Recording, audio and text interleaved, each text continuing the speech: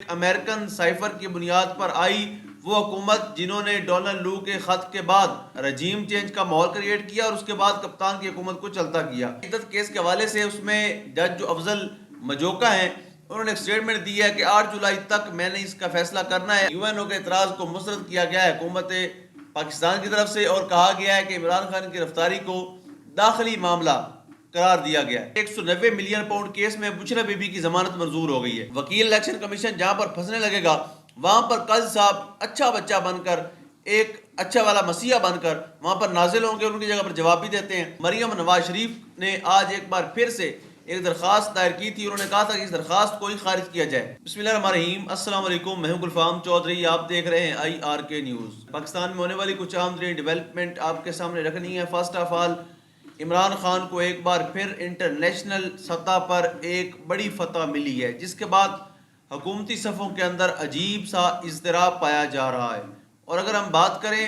تو last time جب American Congress کی طرف سے ایک قرارداد آئی تھی تب بھی اس امپورٹڈ اور جاکر حکومت نے، یعنی وہ حکومت جو ایک امریکن سائفر کی بنیاد پر آئی، وہ حکومت جنہوں نے ڈونلڈ لو کے خط کے بعد اس حکم کی بجاوری لاتے ہوئے اس پاکستان کے اندر رجیم چینج کا ماحول کریٹ کیا اور اس کے بعد کپتان کی حکومت کو چلتا کیا،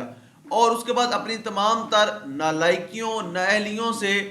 پاکستان کا اور عوام کا برا حال کیا۔ اس حکومت نے لاسٹ ٹائم کانگریس کو آنکھیں دکھانے کی کوشش کی، اور ابھی انہوں نے جو ایک اور قرارداد UN گروپ کی طرف سے آئی ہے اس کا بھی رد عمل دیا ہے۔ تو یقینی طور پر یہ بڑی عجیب و غریب خبر تھی میرے لیے بھی جب میں نے اس کو پڑھا یا دیکھا۔ عمران خان کی گرفتاری بلا جواز اور انہیں نااہل قرار دینے کے لیے تھی۔ جنیوا میں ایک قائم اقوام متحدہ کی شفافیتی حراست سے متعلق ورکنگ گروپ کا کہنا ہے کہ عمران خان کی حراست بین الاقوامی قوانین کے خلاف ہے، ان کی فوری رہائی کا مطالبہ کرتے ہیں۔ عالمی خبر رسانی ادارے کے مطابق اقوام متحدہ میں سابق وزیر مملکت زلفی بخاری لا فارم کی جانب سے عمران خان کی گرفتاری کے خلاف اقوام متحدہ میں پٹیشن دائر کی گئی، اور اس پٹیشن پر ہونے والی کارروائی کی تفصیلات منظر عام پر آئی ہیں، جس میں 25 مارچ 2024 کی تاریخ درج ہے، جس میں اقوام متحدہ انسانی حقوق ورکنگ گروپ نے بانی طریق انصاف عمران خان کی حراست کو منمانی اور عالمی قوانین کی خلاف ورزی قرار دیا ہے، جبکہ UN کے اعتراض کو مسترد کیا گیا ہے حکومت پاکستان کی طرف سے اور کہا گیا ہے کہ عمران خان کی گرفتاری کو داخلی معاملہ قرار دیا گیا ہے، یعنی عمران خان کی گرفتاری کو حکومت نے داخلی معاملہ قرار دے دیا ہے۔ اور وزیر قانون سینیٹر جو اعظم مزید ترڑ صاحب ہیں انہوں نے کہا جو ان کی گرفتاری ہے اور زیر التوا مقدمات ہیں وہ پاکستان کا اندرونی معاملہ ہے، اس پر یعنی ان کی جو قرارداد آئی ہے اس کو پاکستان کی حکومت نے ایکسیپٹ نہیں کیا۔ اس کے بعد بات کرتے ہیں عدت کیس کے حوالے سے، اس میں جج جو افضل مجوکا ہیں انہوں نے ایک سٹیٹمنٹ دی ہے کہ 8 جولائی تک میں نے اس کا فیصلہ کرنا ہے، 8 جولائی تک میں نے اس کیس کو ختم کرنا ہے۔ اب اس میں دلچسپ دلائل تھے آج سلمان اکرم راجہ صاحب کے، انہوں نے کہا کہ دیکھیں بدنیتی اور فراڈ میں جو چیز مشترکہ ہے وہ ارادہ ہوتا ہے، اور اگر فراڈ ہوا تھا تو اسی وقت عدالت جاتے، کہتے ہیں کہ ہم نے رجوع کرنا تھا، یعنی ایک دن نکاح ہوا اور دوسرے دن خاور مانیکا کو اس نکاح کا پتہ چل گیا لیکن وہ خاموش رہے۔ سلمان اکرم راجہ نے مزید کہا 90 دن عدت کا نہیں رجوع کا وقت ہے،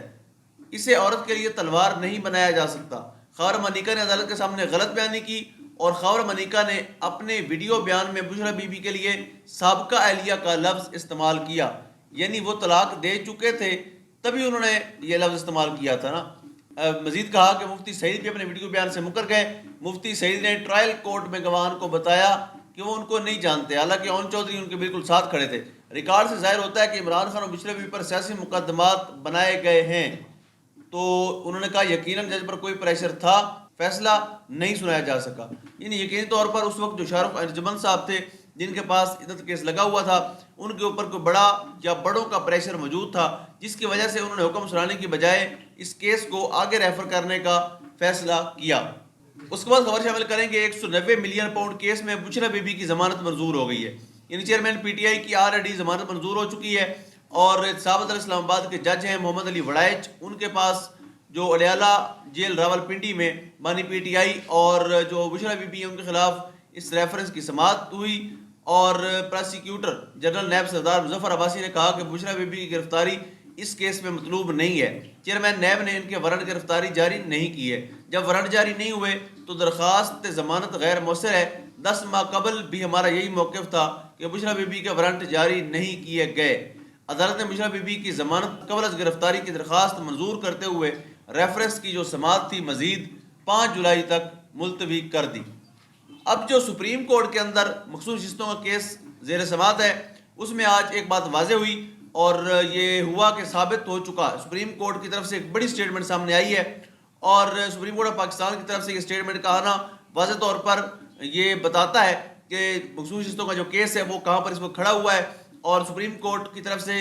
یہ ریمارکس آئے کہ ثابت ہو چکا کہ الیکشن کمیشن نے عدالتی فیصلے کی غلط تشریح کی ہے۔ سنی اتحاد کونسل کی مخصوص نشستوں متعلق کیس کی سماعت کے دوران سپریم کورٹ کے جسٹس اطہر بن اللہ نے ریمارکس دیے کہ یہ ثابت ہو چکا ہے کہ الیکشن کمیشن نے عدالتی فیصلے کی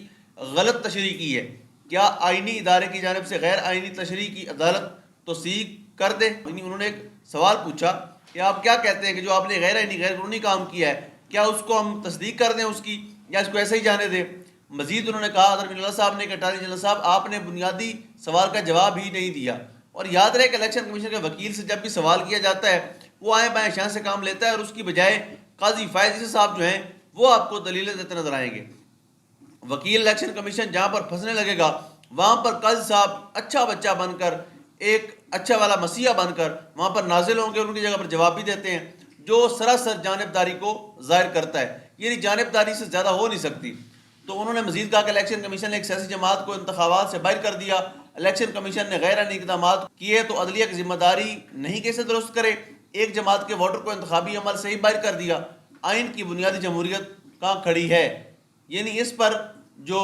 جسٹس منیر بختر صاحب ہیں انہوں نے بھی کہا کہ پارلیمانی نظام میں جمہوریت کی بنیاد پولیٹیکل پارٹیز ہیں، اس مرتبہ ذات اراکین کی تعداد بہت زیادہ ہے، اور سارے جانتے ہیں کہ ذات اراکین ہیں کون کون سی پارٹی سے ہیں اور کن کے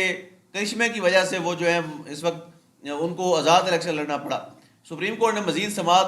منگل 9 جولائی تک ملتوی کر دی۔ آخر میں بات کر لیں گے فارم 45 اور فارم 47 کے درمیان پھنسی ہوئی ایک امپورٹڈ اور 2 نمبر سیٹ پر بیٹھی ہوئی وزیر اعلیٰ مریم نواز شریف نے آج ایک بار پھر سے ایک درخواست دائر کی تھی۔ انہوں نے کہا تھا کہ اس درخواست کو ہی خارج کیا جائے، یعنی بی بی صاحبہ فرماتی ہیں جو میرے خلاف درخواست ہے، آپ ہائی کورٹ سے گزارش ہے کہ آپ اس کو ہی خارج کر دیں۔ تو ہائی کورٹ نے جو ان کی درخواست آئی تھی مریم نواز شریف صاحبہ کی، اس کو ہی اڑا کر رکھ دیا، اور جو الیکشن کمیشن کی طرف سے وقت مانگا گیا تھا کہ ہمیں فارم 45 جمع کروانے کے لیے وقت چاہیے، اس کیس کی آج سماعت ہوئی، اور مریم نواز شریف کے حلقے کے حوالے سے جو اپڈیٹ ہے وہ یہ ہے کہ جو مار شرافت ہیں وہ مریم نواز سے 894 ووٹوں سے جیتے ہوئے ہیں، جبکہ فارم 47 کے نتیجے میں مریم نواز شریف نے یہ سیٹ ہتھیائی ہوئی ہے۔ تو آج جب اس کے سماعت ہوئی، الیکشن کمیشن کے وکیل نے کہا کہ فارم 45 اصل ریکارڈ پیش کرنے کے لیے ہمیں مہلت چاہیے، جس پر عدالت نے الیکشن کمیشن کے وکیل کی استدعا کو منظور کیا اور سماعت جولائی کے آخری ہفتے تک ملتوی کی۔ دوران سماعت وزیر اعلیٰ پنجاب مریم نواز کی جانب سے بیرسٹر اسداللہ چٹھا ایڈوکیٹ نے جواب ٹربیونل کے روبرو جمع کروایا، جس میں کہا کہ الیکشن اپیل قابل سماعت نہیں، قانون کے مطابق اپیل کا ٹرائل نہیں ہو سکتا۔ جسٹس انوار حسین نے کہا کہ ٹربیونل کے کچھ سوالات کے جواب درکار ہیں، وہ نوٹ کریں۔ حلقہ پی پی 159 کے کتنے پولنگ اسٹیشن تھے، جس پر الیکشن کمیشن کے وکیل نے بتایا کہ پولنگ اسکیم میں رجسٹرڈ پولنگ اسٹیشن کی تعداد 102 ہے۔ لاہور ہائی کورٹ میں نئی چیف جسٹس آ چکی ہیں، اور ایک بار پھر جوڈیشری میں جو معیار ہے، جو انصاف ہے یا جو سینئرٹی ہے،